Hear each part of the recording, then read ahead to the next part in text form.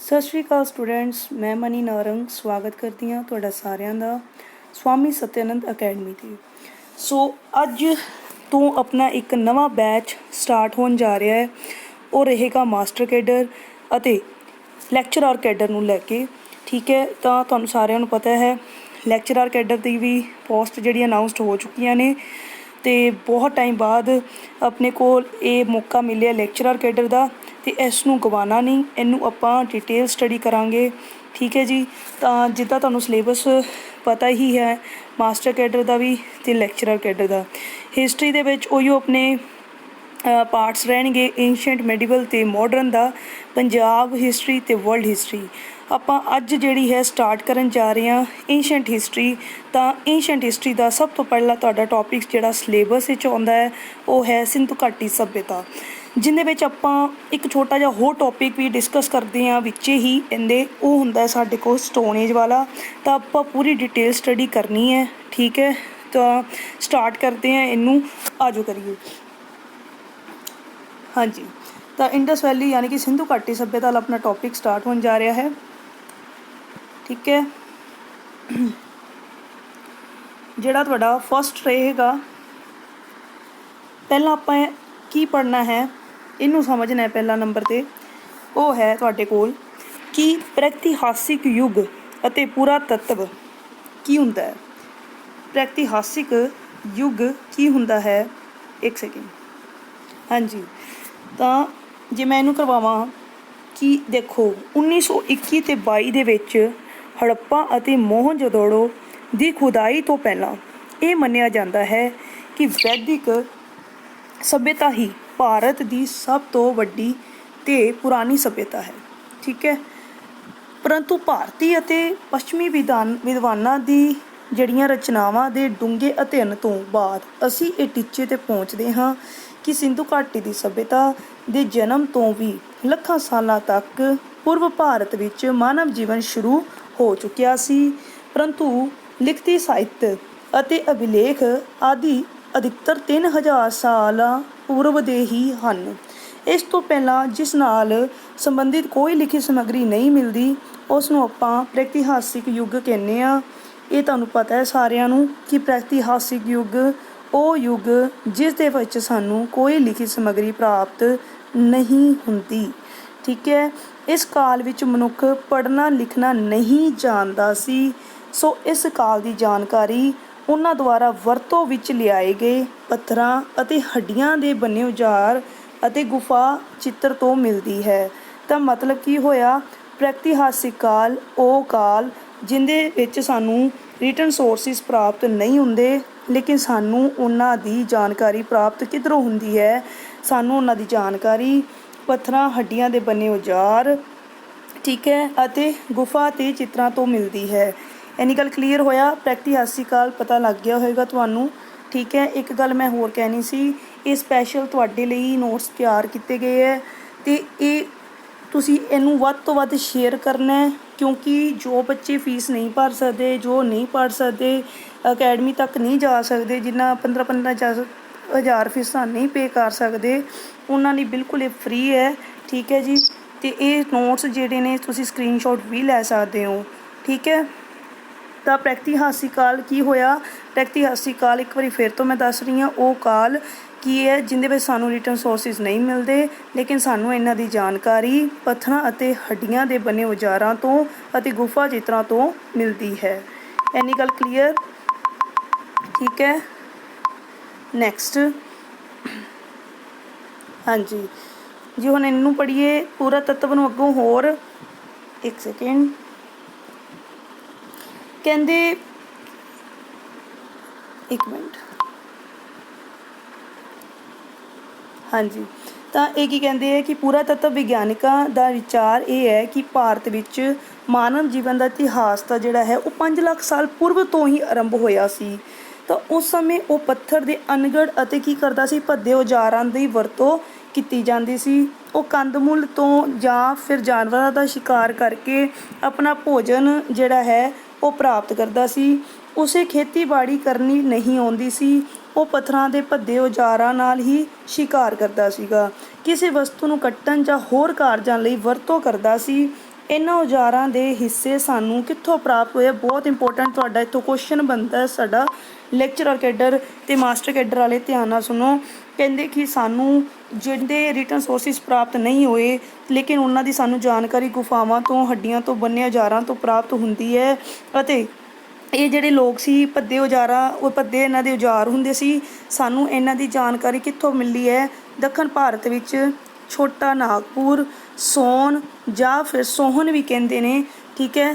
ਤਾਂ ਇਸ ਤਰ੍ਹਾਂ ਨਾਲ ਛੋਟਾ ਨਾਗਪੁਰ, ਸੋਨ ਜਾਂ ਫਿਰ ਉਹਨੂੰ ਕੀ ਕਹਿੰਦੇ, ਸੋਹਨ ਨਦੀ ਤੋਂ ਪ੍ਰਾਪਤ ਹੁੰਦੀ ਹੈ ਦੱਖਣ ਭਾਰਤ ਵਿੱਚ, ਠੀਕ ਹੈ। ਦੱਖਣ ਭਾਰਤ ਵਿੱਚ ਛੋਟਾ ਨਾਗਪੁਰ ਅਤੇ ਸੋਹਨ ਨਦੀ ਤੋਂ ਪ੍ਰਾਪਤ ਹੁੰਦੀ ਹੈ। ਭਾਰਤ ਇਤਿਹਾਸ ਦਾ ਉਹ ਕਾਲ ਜਦੋਂ ਪੱਥਰ ਦੇ ਔਜ਼ਾਰਾਂ ਦੀ ਵਰਤੋਂ ਕਰਦਾ ਸੀ। ਪਰ ਉਹ ਕਿਹੜਾ ਯੁੱਗ ਕਹਿਲਾਉਂਦਾ ਹੈ? ਜਿੱਥੇ ਸਿਰਫ ਪੱਥਰ ਦੇ ਔਜ਼ਾਰਾਂ ਦੀ ਵਰਤੋਂ ਹੁੰਦੀ ਸੀ, ਉਹਨੂੰ ਅਸੀਂ ਕੀ ਕਹਿੰਦੇ ਹਾਂ? ਉਹਨੂੰ ਅਸੀਂ ਪਾਸ਼ਾਣ ਯੁੱਗ ਕਹਿੰਦੇ ਹਾਂ। ਇਸ ਯੁੱਗ ਦੀ ਸ਼ੁਰੂਆਤ 5 ਲੱਖ ਸਾਲ ਪਹਿਲਾਂ ਹੋਈ ਸੀ, ਠੀਕ ਹੈ। ਅਤੇ ਇਹਦੀ ਜਿਹੜੀ ਸਮਾਪਤੀ ਹੈ ਉਹ ਲਗਭਗ ਕਹਿੰਦੇ ਨੇ ਵੀ 40,000 ਸਾਲ ਪਹਿਲਾਂ ਕੀਤੀ ਗਈ ਹੋਈ ਸੀਗੀ, ਠੀਕ ਹੈ ਜੀ। ਤਾਂ ਮਾਨਵ ਜਾਤੀ ਦੇ ਵਿਕਾਸ ਦੇ ਇਤਿਹਾਸ ਦੇ ਨਜ਼ਰੀਏ ਨਾਲ ਇਸ ਨੂੰ ਅਸੀਂ ਕਿੰਨੇ ਭਾਗਾਂ 'ਚ ਵੰਡਦੇ ਹਾਂ? ਪਾਸ਼ਾਣ ਕਾਲ ਨੂੰ ਇਹਨੂੰ ਅਸੀਂ ਵੰਡਦੇ ਹਾਂ 3 ਭਾਗਾਂ 'ਚ। ਪਹਿਲਾ ਭਾਗ ਪੁਰ ਪਾਸ਼ਾਣ ਕਾਲ, ਦੂਸਰਾ ਮੱਧ ਪਾਸ਼ਾਣ ਕਾਲ, ਤੀਸਰਾ ਨਵ ਪਾਸ਼ਾਣ ਕਾਲ, ਠੀਕ ਹੈ ਜੀ। ਆਹ 3 ਆਪਾਂ ਹੁਣ ਇਹਨੂੰ ਐਕਸਪਲੇਨ ਕਰਾਂਗੇ। ਇਹ ਮੈਂ ਪਹਿਲਾਂ ਵੀ ਕਿਹਾ, ਮੈਂ ਫੈਕਟਸ ਨਹੀਂ ਕਰਵਾਵਾਂਗੀ, ਡਿਟੇਲ ਸਟੋਰੀ ਚੱਲੇਗੀ, ਠੀਕ ਹੈ। ਡਿਟੇਲਸ ਦੇ ਵਿੱਚੋਂ ਆਪਾਂ ਫੈਕਟਸ ਕਰਾਂਗੇ। ਆਪਾਂ ਬਹੁਤ ਵਧੀਆ ਤਿਆਰੀ ਕਰਨੀ ਹੈ, ਚਾਹੇ ਉਹ ਮਾਸਟਰ ਕੈਡਰ ਲਈ ਹੈ, ਚਾਹੇ ਉਹ ਲੈਕਚਰਰ ਕੈਡਰ ਲਈ ਹੈ। ਆਪਣਾ ਪੇਪਰ ਆਪਾਂ ਕਲੀਅਰ ਕਰਨਾ ਹੈ, ਠੀਕ ਹੈ ਜੀ। ਤਾਂ ਜੇ ਮੈਂ ਗੱਲ ਪਹਿਲਾਂ ਕਰਾਂ ਪੁਰ ਪਾਸ਼ਾਣ ਕਾਲ ਦੀ, ਤਾਂ ਇਹਨੂੰ ਵੀ ਵੇਟ 1 ਮਿੰਟ ਜੀ, ਠੀਕ ਹੈ। ਜੇ ਅਸੀਂ ਗੱਲ ਕਰੀਏ ਪੁਰ ਪਾਸ਼ਾਣ ਕਾਲ ਦੀ, ਤਾਂ ਇਹਨਾਂ ਨੂੰ ਵੀ ਅੱਗੋਂ ਕੀ ਹੈ 3 ਭਾਗਾਂ 'ਚ ਵੰਡਿਆ ਜਾਂਦਾ ਹੈ। 3 ਭਾਗ ਕਿਹੜੇ?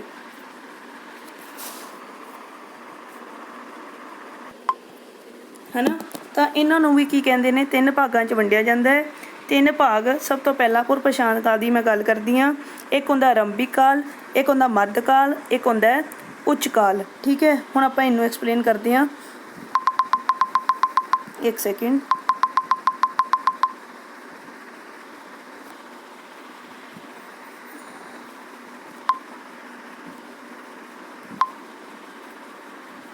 ਹਾਂਜੀ, ਤਾਂ ਸਭ ਤੋਂ ਪਹਿਲਾਂ ਆਪਾਂ ਕੀ ਪੜ੍ਹਨਾ ਹੈ ਕਿ ਪੁਰ ਪਾਸ਼ਾਣ ਕਾਲ ਦੇ ਅੱਗੋਂ 3 ਭਾਗ ਨੇ।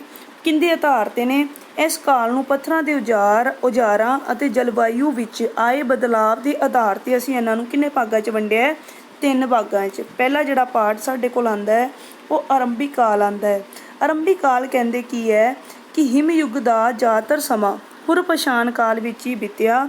ਹੱਥ ਦੀ ਕੁਲਾੜੀ ਦੀ ਵਰਤੋਂ ਇਸ ਯੁੱਗ ਦੀ ਵਿਸ਼ੇਸ਼ਤਾ ਸੀ। ਇਸ ਦੀ ਵਰਤੋਂ ਕੱਟਣ ਅਤੇ ਛਿੱਲਣ ਲਈ, ਇਸ ਦੀ ਜਿਹੜੀ ਵਰਤੋਂ ਹੈ ਉਹ ਕੱਟਣ ਅਤੇ ਛਿੱਲਣ ਲਈ ਕੀਤੀ ਜਾਂਦੀ ਸੀ, ਠੀਕ ਹੈ। ਹਾਂਜੀ, ਇਸ ਦੀ ਜਿਹੜੀ ਵਰਤੋਂ ਹੈ ਉਹ ਕੱਟਣ ਅਤੇ ਛਿੱਲਣ ਲਈ ਕੀਤੀ ਜਾਂਦੀ ਸੀ। ਇਸ ਲਈ ਇਸ ਨੂੰ ਕੀ ਕਹਿੰਦੇ ਹੈ? ਕਰਮਵਾਰ ਕਰਤਕ ਵੀ ਕਿਹਾ ਜਾਂਦਾ ਹੈ। ਕਰਮਵਾਰ ਯਾਨੀ ਕਿ ਕੱਟਣ ਵਾਲਾ, ਗੰਡਾਸਾ ਯਾਨੀ ਕਿ ਛਿੱਲਣ ਵਾਲਾ ਵੀ ਕਿਹਾ ਜਾਂਦਾ ਹੈ। ਅਜਿਹੇ ਔਜ਼ਾਰ ਸਾਨੂੰ ਕਿੱਥੋਂ ਪ੍ਰਾਪਤ ਹੋਏ ਨੇ? ਅਜਿਹੇ ਔਜ਼ਾਰ ਸਾਨੂੰ ਸੋਨ ਨਦੀ ਯਾਨੀ ਕਿ ਪੰਜਾਬ, ਨਰਮਦਾ ਨਦੀ ਦੇ ਕਿਨਾਰੇ, ਗੋਦਾਵਰੀ ਨਦੀ ਦੇ ਮੁਹਾਨੇ, ਤੁੰਗਭਦਰਾ, ਪੈਨਾਰ ਅਤੇ ਮੱਧ ਖੇਤਰ ਵਿੱਚ ਇਸ ਯੁੱਗ ਦੀ ਜਲਵਾਯੂ ਇਸ ਖੇਤਰ 'ਚ ਪ੍ਰਾਪਤ ਹੋਏ ਨੇ। ਅਤੇ ਇਸ ਯੁੱਗ ਦੀ ਜਲਵਾਯੂ ਕੀ ਹੈ? ਘੱਟ ਆਧਾਰਤਾ ਮਤਲਬ ਘੱਟ ਗਰਮ ਸੀਗੀ, ਠੀਕ ਹੈ ਜੀ। ਤਾਂ ਮਤਲਬ ਕੀ ਹੋਇਆ? ਆਪਾਂ ਪਹਿਲਾਂ ਕੀ ਕਿਹਾ ਵੀ ਪਾਸ਼ਾਣ ਕਾਲ ਉਹ ਕਾਲ ਜਿਹਦੇ ਵਿੱਚ ਸਾਨੂੰ ਪੱਥਰਾਂ ਦੇ ਬਣਾਏ ਔਜ਼ਾਰ, ਪੱਥਰਾਂ ਦੀ ਵਰਤੋਂ ਹੁੰਦੀ ਸੀ। ਤਾਂ ਇਹਨੂੰ ਅਸੀਂ ਅੱਗੋਂ 3 ਭਾਗਾਂ 'ਚ ਵੰਡਦੇ ਹਾਂ, ਪੁਰ ਪਾਸ਼ਾਣ ਕਾਲ, ਮੱਧ ਪਾਸ਼ਾਣ ਕਾਲ ਅਤੇ ਨਵ ਪਾਸ਼ਾਣ ਕਾਲ। ਆਪਾਂ ਪੁਰ ਪਾਸ਼ਾਣ ਕਾਲ ਨੂੰ ਵੀ ਐਕਸਪਲੇਨ ਕਰਨ ਲੱਗੇ ਹਾਂ ਕਿਹਦੇ ਆਧਾਰ 'ਤੇ? ਪੱਥਰਾਂ ਦੇ ਔਜ਼ਾਰਾਂ ਦੇ ਆਧਾਰ 'ਤੇ ਅਤੇ ਜਲਵਾਯੂ ਦੇ ਆਧਾਰ 'ਤੇ। ਤਾਂ ਪਹਿਲਾ ਜਿਹੜਾ ਪੁਰ ਪਾਸ਼ਾਣ ਕਾਲ ਦੇ ਵਿੱਚ ਆਉਂਦਾ ਉਹ ਹੈ ਆਰੰਭਿਕ ਕਾਲ। ਆਰੰਭਿਕ ਕਾਲ ਦੇ ਵਿੱਚ ਜਿਹੜਾ ਮੇਨ ਔਜ਼ਾਰ ਸੀ ਉਹ ਹੱਥ ਵਾਲੀ ਕੁਲਹਾੜੀ ਸੀ। ਇਹ ਇਸ ਦੀ ਵਿਸ਼ੇਸ਼ਤਾ ਸੀ ਜੋ ਕੱਟਣ ਅਤੇ ਛਿੱਲਣ ਲਈ ਕੰਮ ਆਉਂਦੀ ਸੀਗੀ। ਅਤੇ ਇਹ ਸਾਨੂੰ ਕਿੱਥੋਂ ਪ੍ਰਾਪਤ ਹੋਏ ਨੇ ਔਜ਼ਾਰ? ਸੋਨ ਨਦੀ ਯਾਨੀ ਕਿ ਪੰਜਾਬ ਤੋਂ, ਨਰਮਦਾ ਨਦੀ ਦੇ ਕਿਨਾਰੇ, ਗੋਦਾਵਰੀ ਨਦੀ ਦੇ ਮੁਹਾਨੇ, ਤੁੰਗਭਦਰਾ ਅਤੇ ਪੈਨਾਰ ਦੇ ਮੱਧ ਖੇਤਰ ਵਿੱਚ ਮਿਲਦੇ ਹਨ। ਅਤੇ ਇਸ ਦੀ ਜਿਹੜੀ ਜਲਵਾਯੂ ਦੀ ਗੱਲ ਕਰੀਏ ਉਹ ਕੀ ਹੈ? ਉਹ ਕੀ ਸੀ? ਘੱਟ ਗਰਮ ਸੀ, ਠੀਕ ਹੈ। ਇਸ ਤੋਂ ਬਾਅਦ ਇਹਦਾ ਹੀ ਅਗਲਾ ਪਾਰਟ ਆਉਂਦਾ ਹੈ, ਮਤਲਬ ਪੁਰ ਪਾਸ਼ਾਣ ਕਾਲ ਦਾ ਹੀ ਉਹ ਕੀ ਰਹਿੰਦਾ ਸਾਡੇ ਕੋਲ? ਮੱਧ ਪਾਸ਼ਾਣ ਕਾਲ, ਠੀਕ ਹੈ। ਮੱਧ ਪੂਰਵ ਪਛਾਣ ਕਾਲ ਜਿਹਨੂੰ ਆਪਾਂ ਕਹਿੰਦੇ ਹਾਂ। ਹੁਣ ਆਪਾਂ ਇਹਦੀ ਗੱਲ ਕਰਦੇ ਹਾਂ। ਕਹਿੰਦੇ ਪੂਰਵ ਪਛਾਣ ਯੁੱਗ ਦੇ ਇੱਕ ਸੈਕਿੰਡ ਲਓ ਜੀ, ਹੁਣ ਤੁਹਾਨੂੰ ਕਲੀਅਰ ਹੁੰਦਾ ਹੋਏਗਾ, ਠੀਕ ਹੈ। ਤਾਂ ਇਹਦੇ ਵਿੱਚ ਕੀ ਕਹਿੰਦੇ ਨੇ ਕਿ ਪੂਰਵ ਪਛਾਣ ਯੁੱਗ ਦੇ ਮਾਨਵੀ ਇਤਿਹਾਸ ਦੇ ਵਿਕਾਸ ਦੀ ਇਹ ਦੂਜੀ ਅਵਸਥਾ ਹੈ। ਇਸ ਦੇ ਸਮੇਂ ਵਿੱਚ ਮਾਨਵ ਦੇ ਮੁੱਖ ਔਜ਼ਾਰ ਜਿਹੜੇ ਸੀਗੇ ਉਹ ਕਿਹੜੇ ਸੀ? ਖੁਰਚਣੀਆਂ ਅਤੇ ਬਰਮੇ। ਪਿੱਛੇ ਆਪਾਂ ਪੜ੍ਹਿਆ ਸੀ ਤਾਂ ਹੱਥ ਵਾਲੀ ਕੁਲਹਾੜੀ ਸੀ, ਹੁਣ ਕੀ ਆ ਗਿਆ? ਖੁਰਚਣੀਆਂ ਅਤੇ ਬਰਮੇ। ਇਹ ਉਪਕਰਮ ਸਾਨੂੰ ਜਿਹੜੇ ਨੇ ਜ਼ਿਆਦਾਤਰ ਕਿੱਥੋਂ ਪ੍ਰਾਪਤ ਹੋਏ ਨੇ? ਸੋਨ ਨਦੀ ਦੀ ਘਾਟੀ, ਨਰਮਦਾ ਨਦੀ ਦੇ ਕਿਨਾਰੇ, ਤੁੰਗਭਦਰਾ ਨਦੀ ਦੇ ਦੱਖਣ ਵਿੱਚ ਜਗ੍ਹਾ ਤੋਂ ਮਿਲੇ ਹਨ। ਇਸ ਕਾਲ ਦੀ ਵੀ ਜਲਵਾਯੂ ਜਿਹੜੀ ਸੀ ਉਹ ਘੱਟ ਗਰਮ ਸੀ। ਦੇਖੋ ਆਪਾਂ ਪਹਿਲਾਂ ਪੜ੍ਹਿਆ ਸੀ ਤਾਂ ਉਹਦੇ ਵਿੱਚ ਹੱਥ ਵਾਲੀ ਕੁਲਾੜੀ ਸੀ, ਜੇ ਹੁਣ ਆਪਾਂ ਇੱਧਰ ਪੜ੍ਹਿਆ ਤਾਂ ਇੱਧਰ ਦੇ ਜਿਹੜੇ ਮੇਨ ਔਜ਼ਾਰ ਕਿਹੜੇ ਸੀ? ਖੁਰਚਣੀਆਂ ਸੀ ਅਤੇ ਬਰਮੇ ਸੀਗੇ। ਇਹਦੀ ਗੱਲ ਕਲੀਅਰ ਹੋਈ, ਠੀਕ ਹੈ। ਅਤੇ ਇਸ ਤੋਂ ਬਾਅਦ ਜਿਹੜਾ ਸਾਡਾ ਆਉਂਦਾ ਉਹ ਕਿਹੜਾ ਹੁੰਦਾ ਹੈ? ਉੱਚ ਪੂਰਵ ਪਛਾਣ ਕਾਲ ਆਉਂਦਾ ਹੈ ਜੀ। ਹੁਣ ਆਪਾਂ ਇਹਦੀ ਗੱਲ ਕਰੀਏ ਉੱਚ ਪੂਰਵ ਪਛਾਣ ਕਾਲ ਦੀ, ਲਓ ਜੀ,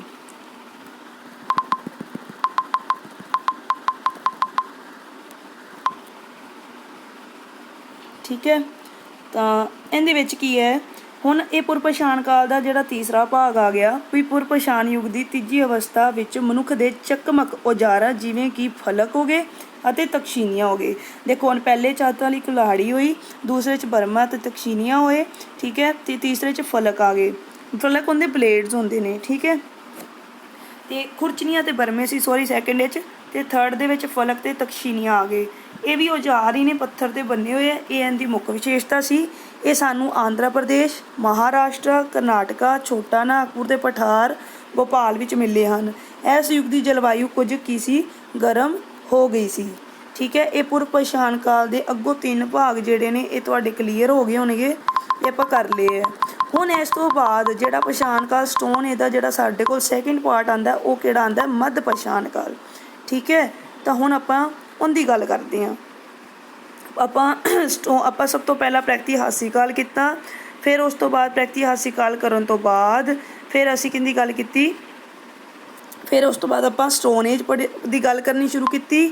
ਸਟੋਨ ਏਜ ਜਿਹੜਾ ਅੱਗੋਂ ਆਪਾਂ ਤੁਹਾਨੂੰ ਕਿਹਾ ਵੀ 3 ਭਾਗ ਜਿਹੜੇ ਨੇ ਉਹਦੇ ਹੈਗੇ ਆ, ਪੂਰਵ ਪਛਾਣ ਕਾਲ, ਮੱਧ ਅਤੇ ਨਵ ਪਛਾਣ ਕਾਲ ਨੇ। ਪੂਰਵ ਪਛਾਣ ਕਾਲ ਨੂੰ ਵੀ ਆਪਾਂ ਡਿਟੇਲ 'ਚ ਪੜ੍ਹਿਆ ਕਿ ਇੱਕ ਤਾਂ ਸੀਗਾ ਵੀ ਨਿਮਨ, ਇੱਕ ਸੀਗਾ ਵੀ ਮੱਧ ਅਤੇ ਇੱਕ ਸੀ ਉੱਚ, ਅਤੇ ਤਿੰਨਾਂ ਦੇ ਆਪਾਂ ਔਜ਼ਾਰ ਵੇਖ ਲਏ ਵੀ ਕਿਹੜੇ ਕਿਹੜੇ ਇੰਪੋਰਟੈਂਟ ਨੇ। ਹੁਣ ਆਉਂਦਾ ਮੱਧ ਪਛਾਣ ਕਾਲ, ਜਿਹੜੀ ਆਪਣੀ ਸਟੋਨ ਏਜ ਦਾ ਸੈਕਿੰਡ ਪਾਰਟ ਹੈ, ਮੀਜ਼ੋਲਿਥਿਕ ਏਜ ਕਹਿੰਦੇ ਨੇ। ਉੱਚ ਪੂਰਵ ਪਛਾਣ ਯੁੱਗ ਅਤੇ ਹਿਮ ਯੁੱਗ ਦਾ ਅੰਤ ਲਗਭਗ ਕਹਿੰਦੇ 8000 ਈਸਵੀ ਪੂਰਵ ਵਿੱਚ ਹੋਇਆ। 8000 ਈਸਵੀ ਤੋਂ ਲੈ ਕੇ 4000 ਈਸਵੀ ਤੱਕ ਦਾ ਕਾਲ ਜਿਹੜਾ ਹੈ ਮੱਧ ਪਛਾਣ ਕਾਲ ਕਹਿਲਾਉਂਦਾ ਹੈ। 8000 ਤੋਂ 4000 ਵਾਲਾ, ਠੀਕ ਹੈ। ਇਸ ਕਾਲ ਦੇ ਔਜ਼ਾਰ ਬਾਕੀ ਹਿੱਸੇ ਸਾਨੂੰ ਜਿਹੜੇ ਨੇ ਇਹ ਕਿੱਥੋਂ ਪ੍ਰਾਪਤ ਹੋਏ ਨੇ? ਛੋਟਾ ਨਾਗਪੁਰ ਤੋਂ, ਮੱਧ ਭਾਰਤ ਅਤੇ ਕ੍ਰਿਸ਼ਨਾ ਨਦੀ ਦੇ ਤੱਟੀਏ ਪ੍ਰਦੇਸ਼ ਤੋਂ ਪ੍ਰਾਪਤ ਹੋਏ ਹਨ। ਇਸ ਸਮੇਂ ਦੀ ਜਲਵਾਯੂ ਜਿਹੜੀ ਸੀ ਉਹ ਗਰਮ ਅਤੇ ਸੁੱਕੀ ਹੋ ਗਈ, ਤਾਂ ਇਸ ਸ਼ੁਸ਼ਕ ਹੋ ਗਈ ਮਤਲਬ ਕਹਿਣ ਦਾ। ਅਤੇ ਜਿਹੜੀ ਅਗਲਾ ਕਹਿੰਦੇ ਨੇ ਵੀ ਅਤੇ ਕੁਦਰਤੀ ਬਦਲਾਵ ਦੇ ਕਾਰਨ ਸਾਨੂੰ ਜੀਵ ਜੰਤੂ ਅਤੇ ਵਨਸਪਤੀ ਦੇ ਵਿਕਾਸ ਵਿੱਚ ਤਬਦੀਲੀ ਆਈ। ਮਤਲਬ ਇੱਥੇ ਜਲਵਾਯੂ ਕੀ ਹੋ ਗਈ? ਗਰਮ ਹੋ ਗਈ ਸੀ। ਵਨਸਪਤੀ ਅਤੇ ਕਹਿੰਦੇ ਨੇ ਜੀਵ ਜੰਤੂ ਜਿਹੜੇ ਨੇ ਉਹਨਾਂ ਦੇ ਮਤਲਬ ਵਿਕਾਸ ਵਿੱਚ ਤਬਦੀਲੀ ਆਈ। ਹੁਣ ਮਨੁੱਖ ਕੀ ਕਰੇਗਾ? ਮਨੁੱਖ ਕੀ ਹੋ ਜਾਏਗਾ? ਘੁਮੱਕੜ ਹੋ ਜਾਏਗਾ। ਇੱਕ ਸੈਕਿੰਡ, ਹਾਂਜੀ, ਠੀਕ ਹੈ। ਤਾਂ ਮਨੁੱਖ ਕੀ ਹੋ ਗਿਆ? ਘੁਮੱਕੜ ਬਣ ਗਿਆ, ਅਤੇ ਉਹ ਭੋਜਨ ਦੀ ਭਾਲ ਵਿੱਚ ਥਾਵਾਂ ਥਾਵਾਂ 'ਤੇ ਟੋਲੀਆਂ ਬਣਾ ਕੇ ਘੁੰਮਣ ਲੱਗ ਪਏ। ਜਨਸੰਖਿਆ ਕਾਫੀ ਵੱਧ ਗਈ ਸੀ ਅਤੇ ਸਮੂਹਿਕ ਸ਼ਿਕਾਰ ਕਰਨਾ ਜ਼ਿਆਦਾ ਸੁਵਿਧਾਜਨਕ ਹੋ ਗਿਆ ਸੀ। ਉਹ ਫਲ, ਪਸ਼ੂ, ਮਾਸ, ਮੱਛੀ ਆਦਿ ਨਾਲ ਆਪਣੀ ਭੁੱਖ ਕਹਿੰਦੇ ਸ਼ਾਂਤ ਕਰਦਾ ਸੀ। ਉਹ ਸੀਨਾ ਪਿਰੋਣਾ ਵੀ ਸਿੱਖ ਗਿਆ। ਹੱਡੀ ਦੀ ਸੂਈ ਬਣਾ ਕੇ ਉਸਨੇ ਪਸ਼ੂਆਂ ਦੀ ਖਾਲ ਨੂੰ ਸੀ ਕੇ ਆਪਣੇ ਕੱਪੜੇ ਬਣਾਉਣ ਲੱਗਾ। ਉਹਨਾਂ ਦਾ ਜਿਹੜਾ ਮੁੱਖ ਵਪਾਰ ਸੀ ਉਹ ਕਿਹੜਾ ਸੀ? ਕੰਦਮੂਲ ਇਕੱਠਾ ਕਰਨਾ, ਜਾਨਵਰਾਂ ਅਤੇ ਪਸ਼ੂਆਂ ਦਾ ਸ਼ਿਕਾਰ ਕਰਨਾ, ਮੱਛੀਆਂ ਫੜਨਾ, ਹਥਿਆਰ ਅਤੇ ਔਜ਼ਾਰ ਜਿਹੜਾ ਹੈ ਉਹ ਕੀ ਕਰਨਾ ਇਹਨੇ ਆਦਿ ਬਣਾਉਣਾ ਸੀ, ਠੀਕ ਹੈ। ਸੋ ਆਹ ਹੋਇਆ ਸਾਡਾ ਮੱਧ ਪਛਾਣ ਕਾਲ ਦਾ। ਇਸ ਤੋਂ ਅੱਗੇ ਹੋਰ ਮੱਧ ਪਛਾਣ ਕਾਲ ਬਾਰੇ ਕੀ ਗੱਲ ਕੀਤੀ ਗਈ ਹੈ? ਉਹਦੇ ਵਿੱਚ ਆਪਾਂ ਪੜ੍ਹਿਆ ਵੀ ਜਲਵਾਯੂ ਗਰਮ ਹੋਈ, ਠੀਕ ਹੈ, ਅਤੇ ਜੀਵ ਜੰਤੂ ਵਨਸਪਤੀ ਦੇ ਵਿਕਾਸ ਦੇ ਵਿੱਚ ਤਬਦੀਲੀ ਆਈ, ਅਤੇ ਮਨੁੱਖ ਘੁਮੱਕੜ ਹੋ ਗਿਆ। ਹੁਣ ਉਹ ਟੋਲੀਆਂ ਬਣਾ ਕੇ ਜਾਣ ਲੱਗਾ। ਉਹਦੀ ਗੱਲ ਹੋ ਰਹੀ ਹੈ। ਉਹਨੇ ਸੀਨਾ ਪਰੋਣਾ ਸਿੱਖ ਲਿਆ, ਮਨੁੱਖ ਆਪਣੇ ਮੁਰਦਿਆਂ ਨੂੰ ਦਫਨਾਉਣ ਵੀ ਲੱਗੇ ਸੀ। ਸਭ ਤੋਂ ਇੰਪੋਰਟੈਂਟ ਤੁਹਾਡਾ ਫੈਕਟ ਇੱਥੋਂ ਆਉਂਦਾ ਹੈ ਕਿ ਗੰਗਾ ਵਿੱਚ 2 ਅਜਿਹੇ ਸਥਾਨ ਮਿਲੇ ਹਨ, ਇੱਕ ਪ੍ਰਤਾਪਗੜ੍ਹ ਜ਼ਿਲ੍ਹੇ ਵਿੱਚ, ਇੱਕ ਸਰਾਏ ਨਾਹਰ ਰਾਏ ਮਹਾਦੜਾ ਵਿੱਚ, ਜਿੱਥੇ ਕੀ ਹੈ ਮੁਰਦਿਆਂ ਦੇ ਦਫਨਾਏ ਹੋਏ ਅਸਥੀ ਪਿੰਜਰ ਮਿਲੇ ਹਨ, ਜੋ ਕਿ ਬਹੁਤ ਇੰਪੋਰਟੈਂਟ ਫੈਕਟ ਬਣਦਾ ਤੁਹਾਡਾ ਲਈ। ਠੀਕ ਹੈ, ਉਹਨਾਂ ਦੇ ਔਜ਼ਾਰ ਸਨ ਜਿਵੇਂ ਖੁਰਚਣੇ, ਛੇਦ ਕਰਨ ਵਾਲੇ ਔਜ਼ਾਰ, ਕੁਲਹਾੜੀਆਂ। ਕਹਿੰਦੇ ਪਹਿਲਾਂ ਦੇ ਸਮੇਂ ਦੇ ਮੁਕਾਬਲੇ ਇਹ ਔਜ਼ਾਰ ਜਿਹੜੇ ਨੇ ਆਕਾਰ ਵਿੱਚ ਕੀ ਸੀ, ਛੋਟੇ ਸੀ ਅਤੇ ਦਿਖਾਵਟ ਵਿੱਚ ਸੋਹਣੇ ਸੀ। ਉਹਨਾਂ ਦੇ ਤੀਰ ਕਮਾਨ ਅਤੇ ਚਾਕੂ ਬਣਾਉਣਾ ਵੀ ਸ਼ੁਰੂ ਕਰਤਾ ਸੀ। ਇਹ ਸੀ ਤੁਹਾਡਾ ਸਾਰਾ ਮੀਜ਼ੋਲਿਥਿਕ ਏਜ ਦਾ, ਮੱਧ ਪਛਾਣ ਯੁੱਗ ਦਾ। ਜੇ ਹੁਣ ਅੱਗੇ ਕਰੀ ਗੱਲ ਤਾਂ ਸਾਡੇ ਕੋਲ ਆਉਂਦੀ ਹੈ ਨਵ ਪਛਾਣ ਕਾਲ। ਠੀਕ ਹੈ, ਹਾਂਜੀ, ਤਾਂ ਨਵ ਪਛਾਣ ਕਾਲ ਜਿਹੜਾ ਹੈ ਉਹ ਜਿਹੜਾ ਸਾਡਾ ਸਟੋਨ ਏਜ ਦਾ ਲਾਸਟ ਹੋਏਗਾ। 3rd ਪੁਆਇੰਟ ਆਇਆ, ਹੋਰ ਦੇਸ਼ਾਂ ਵਿੱਚ ਕਹਿੰਦੇ ਨਵ ਪਛਾਣ ਕਾਲ ਕੀ ਹੈ 7000 ਹੈ, ਲੇਕਿਨ ਭਾਰਤ ਵਿੱਚ ਇਹਦਾ ਟਾਈਮ ਪੀਰੀਅਡ ਜਿਹੜਾ ਹੈ ਸ਼ੁਰੂਆਤ 4000 ਮੰਨੀ ਜਾਂਦੀ ਹੈ। ਮਨੁੱਖ ਦੇ ਔਜ਼ਾਰ ਮੱਧ ਪਛਾਣ ਕਾਲ ਦੀ ਬਜਾਏ ਜ਼ਿਆਦਾ ਸੁੰਦਰ, ਕਾਰਗਰ, ਮਜ਼ਬੂਤ ਅਤੇ ਸੁਵਿਧਾਜਨਕ ਹੋ ਗਏ ਅਤੇ ਰਹਿਣ ਸਹਿਣ ਦਾ ਢੰਗ ਵੀ ਕੁਝ ਜ਼ਿਆਦਾ ਹੀ ਵਿਕਸਿਤ ਹੋ ਗਿਆ ਸੀ।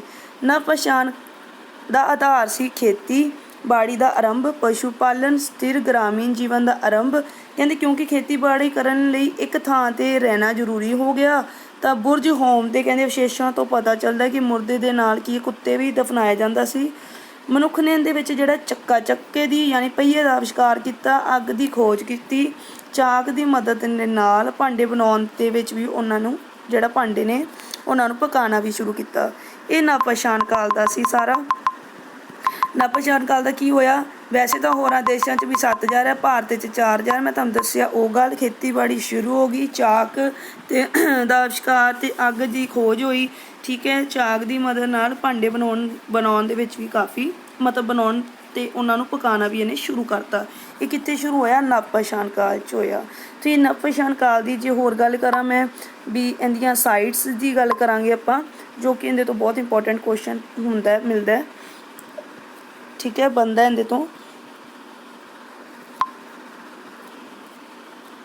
ਹਾਂਜੀ, ਕਹਿੰਦੇ ਨਵ ਪਛਾਣ ਕਾਲ ਤੋਂ ਸੰਬੰਧਿਤ ਕੇਂਦਰ ਸੀ ਕਸ਼ਮੀਰ ਵਿੱਚ ਸ਼੍ਰੀਨਗਰ ਤੋਂ 20 ਕਿਲੋਮੀਟਰ ਦੂਰ ਅੱਗੇ ਬੁਰਜ ਹੋਮ, ਪਟਨਾ ਤੋਂ 40 ਕਿਲੋਮੀਟਰ ਦੂਰ ਗੰਗਾ ਨਦੀ ਦੇ ਉੱਤਰ ਵਿੱਚ ਸਥਿਤ ਚਿਰਾਂਦ, ਗੋਦਾਵਰੀ ਨਦੀ ਦੇ ਤੱਟ ਅਤੇ ਦੱਖਣ ਵਿੱਚ ਗ੍ਰੇਨਾਈਟ ਦੀਆਂ ਪਹਾੜੀਆਂ, ਅਸਮ ਮੇਘਾਲय ਦੀ ਪਹਾੜੀਆਂ। ਇਸ ਦੇ ਨਾਲ ਕਰਨਾਟਕ ਵਿੱਚ ਮਾਸਕੀ, ਬ੍ਰਹਮਗਿਰੀ, ਹਲੂਰ, ਕੋਡਕਲ, ਟੀ ਨਰਸੀਪੁਰ, ਹੈਕਲਕੋਟ, ਤਮਿਲਨਾਡੂ ਵਿੱਚ ਪਈਅਮਪੱਲੀ, ਆਂਧਰਾ ਪ੍ਰਦੇਸ਼ ਵਿੱਚ ਪੀਕਲੀ ਹਲ ਅਤੇ ਉਤਨੂਰ। ਇਹ ਸਾਰੀਆਂ ਦੀ ਸਾਰੀਆਂ ਤੁਸੀਂ ਲਰਨ ਕਰਨੀਆਂ ਨੇ, ਬਹੁਤ ਇੰਪੋਰਟੈਂਟ ਹੈ। ਇਹ ਸਾਰੀਆਂ ਕੀ ਨੇ, ਇਹ ਆਪਣੀ ਨਿਓਲਿਥਿਕ ਯਾਨੀ ਕਿ ਨਵ ਪਛਾਣ ਕਾਲ ਦੀਆਂ ਸਾਈਟਸ ਨੇ। ਜਿਵੇਂ ਕਿ ਕਸ਼ਮੀਰ ਵਿੱਚ ਮੈਂ ਤੁਹਾਨੂੰ ਦੱਸਿਆ ਸ਼੍ਰੀਨਗਰ ਤੋਂ 20 ਕਿਲੋਮੀਟਰ ਦੂਰ ਬੁਰਜ ਹੋਮ ਹੈ, ਪਟਨਾ ਤੋਂ 40 ਕਿਲੋਮੀਟਰ ਦੂਰ ਗੰਗਾ ਨਦੀ ਦੇ ਉੱਤਰ ਪੱਛਮ ਵਿੱਚ ਸਥਿਤ ਚਿਰਾਂਦ, ਗੋਦਾਵਰੀ ਨਦੀ ਦਾ ਤੱਟ ਅਤੇ ਦੱਖਣ ਦੀਆਂ ਗ੍ਰੇਨਾਈਟ ਦੀਆਂ ਪਹਾੜੀਆਂ, ਅਸਮ ਅਤੇ ਮੇਘਾਲਿਆ ਦੀਆਂ ਪਹਾੜੀਆਂ। ਅੱਗੋਂ ਕਰਨਾਟਕ ਵਿੱਚ ਮਾਸਕੀ, ਬ੍ਰਹਮਗਿਰੀ, ਹਲੂਰ, ਕੋਡਕਲ, ਟੀ ਨਰਸੀਪੁਰ, ਹੈਕਲਕੋਟ, ਤਮਿਲਨਾਡੂ ਵਿੱਚ ਪਈਅਮਪੱਲੀ, ਆਂਧਰਾ ਪ੍ਰਦੇਸ਼ ਵਿੱਚ ਪੀਕਲੀ ਹਲ। ਠੀਕ ਹੈ ਜੀ, ਸੋ ਆ ਤੁਹਾਡਾ ਇੰਨੀ ਤੱਕ ਜਿਹੜਾ ਹੈ ਉਹ ਸਟੋਨ ਏਜ ਦਾ ਟੌਪਿਕ ਜਿਹੜਾ ਖ਼ਤਮ ਹੁੰਦਾ ਹੈ। ਇਸ ਤੋਂ ਬਾਅਦ ਆਪਣੀ ਨੈਕਸਟ ਵੀਡੀਓ ਦੇ ਵਿੱਚ ਕੀ ਮਿਲੇਗਾ ਤੁਹਾਨੂੰ, ਇੰਡਸ ਵੈਲੀ ਸਿਵਲਾਈਜੇਸ਼ਨ ਨੂੰ ਆਪਾਂ ਪੂਰਾ ਪੜ੍ਹਾਂਗੇ। ਠੀਕ ਹੈ, ਉਹ ਵੀ ਡਿਟੇਲ 'ਚ ਕਰਾਂਗੇ। ਤੁਹਾਡਾ ਸਿਲੇਬਸ ਜਿਹੜਾ ਹੈ ਉਹ ਏਂਸ਼ੀਅੰਟ ਹਿਸਟਰੀ ਦਾ ਪੂਰਾ YouTube 'ਤੇ ਮੇਰੇ ਇਸ ਵੀਡੀਓਜ਼ ਦੇ ਵਿੱਚ ਕਰਵਾਇਆ ਜਾਏਗਾ, ਬਿਲਕੁਲ ਫ੍ਰੀ। ਉਹ ਵੀ ਤੁਹਾਨੂੰ ਸਾਰਾ ਲੈਕਚਰ ਪ੍ਰੋਵਾਈਡ ਹੋਣਗੇ। ਠੀਕ ਹੈ, ਤਾਂ ਤੁਸੀਂ ਇੱਕ ਕੰਮ ਜ਼ਰੂਰ ਕਰਨਾ ਹੈ, ਇਸ ਨੂੰ ਲਾਈਕ ਅਤੇ ਸ਼ੇਅਰ ਜ਼ਰੂਰ ਕਰਨਾ ਹੈ, ਤਾਂ ਕਿ ਸਾਰਿਆਂ ਕੋਲ ਇਹ ਵੀਡੀਓ ਪਹੁੰਚੇ ਅਤੇ ਸਾਰੇ ਜਣੇ ਪੜ੍ਹਨ ਜਿਨ੍ਹਾਂ ਨੇ ਲੈਕਚਰਰ ਕੈਡਰ, ਮਾਸਟਰ ਕੈਡਰ ਭਰਿਆ ਹੈ, ਅਤੇ ਉਹ ਪੇਪਰ ਕਲੀਅਰ ਕਰਨ। ਠੀਕ ਹੈ ਜੀ, thank you so very much, thank you ਜੀ।